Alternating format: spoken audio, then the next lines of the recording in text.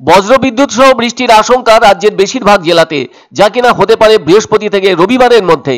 তবে ওই বৃষ্টির সাথে বজ্রবিদ্যুতের আশঙ্কাও থাকছে। আবার হালকা তুষারপাতের সম্ভাবনা দার্জিলিংয়ে।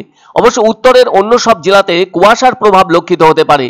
এদিকে দক্ষিণবঙ্গের কোন কোন জেলায় বৃষ্টির সম্ভাবনা আছে সেগুলি হলো হাওড়া, হুগলি, উত্তর ও দক্ষিণ 24 পরগনা এবং বাঁকুড়া জেলাতে। আবার বৃহস্পতিবার কলকাতা সহ দক্ষিণবঙ্গের সব জেলাতেই বজ্রবিদ্যুৎ সহ হালকা থেকে মাঝারি বৃষ্টিপাতের পূর্বাভাস জানানো হয়েছে।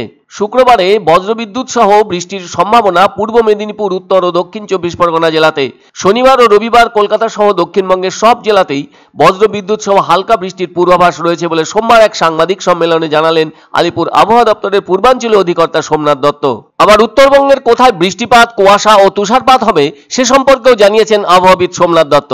দার্জিলিংয়ে উঁচু পার্বত্য এলাকায় হতে পারে হালকা তুষারপাত।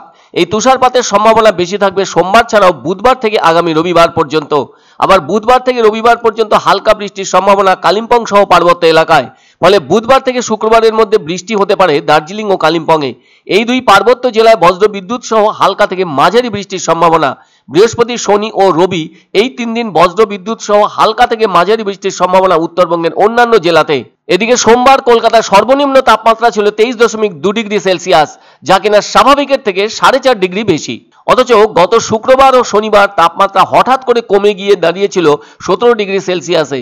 আবার বজ্রবিদ্যুৎ সহ বৃষ্টির সতর্কতা জারি করা হয়েছে উত্তর 24 পরগনা, দক্ষিণ 24 পরগনা, পূর্ব মেদিনীপুর, পশ্চিম মেদিনীপুর, ঝাড়গ্রাম ও বাঁকুড়ায়। এই জেলাগুলিতে হলুদ সতর্কতা জারি করা হয়েছে বুধ ও বৃহস্পতিবারের জন্য। আগামী 24 ঘন্টায় দক্ষিণবঙ্গের জেলাগুলিতে সর্বনিম্ন তাপমাত্রা আরো 2 থেকে 4 ডিগ্রি বাড়তে পারে। অবশ্য তার পরের 3 দিন তাপমাত্রা একই রকম থাকবে। কলকাতা সহ সংলগ্ন এলাকায় বৃষ্টি চলতে পারে রবিবার পর্যন্ত। অন্যদিকে মৌসুম ভবনের রিপোর্ট অনুযায়ী হরিয়ানা ও গুরুগ্রামে জোড়া ঘূর্ণাবর্ত রয়েছে। এর ফলে নতুন করে পশ্চিমী ঝঞ্ঝা আসার কথা মঙ্গলবারের মধ্যে। সেই কারণে বৃষ্টির অনুকূল পরিস্থিতি তৈরি হয়েছে দক্ষিণবঙ্গে। আবার এখানে বিশেষত উত্তরবঙ্গের একাধিক জেলায় বৃষ্টির পূর্বাভাস রয়েছে। এর মধ্যে বিশেষভাবে দার্জিলিং ও কালিম্পং জেলায় বৃষ্টির সম্ভাবনা রয়েছে। আজ এবং আগামীকাল আপনার পশ্চিমবঙ্গের জেলাগুলো শুষ্ক ওয়েদারই থাকবে, এক্সেপ্ট দার্জিলিং, কালিম্পং। সেখানে হালকা বৃষ্টিপাত বিক্ষিপ্তভাবে 1-2 জায়গায় হতে পারে। দার্জিলিং এ তুষারপাত হওয়ারও সম্ভাবনা আছে। 19 তারিখে উত্তরবঙ্গের দার্জিলিং, কালিম্পং, জলপাইগুড়ি এই 3 জেলাতে বিক্ষিপ্তভাবে 2-1 জায়গাতে বৃষ্টির সম্ভাবনা আছে। তার সাথে দার্জিলিং এ তুষারপাতের সম্ভাবনা আছে। আর দক্ষিণবঙ্গের সব জেলাগুলিতেই হালকা বৃষ্টিপাতের সম্ভাবনা আছে। তার সাথে আপনার থান্ডারস্টর্ম হওয়ার সম্ভাবনা আছে। 20 তারিখে পশ্চিমবঙ্গের সব জেলাতেই বৃষ্টিপাতের সম্ভাবনা আছে।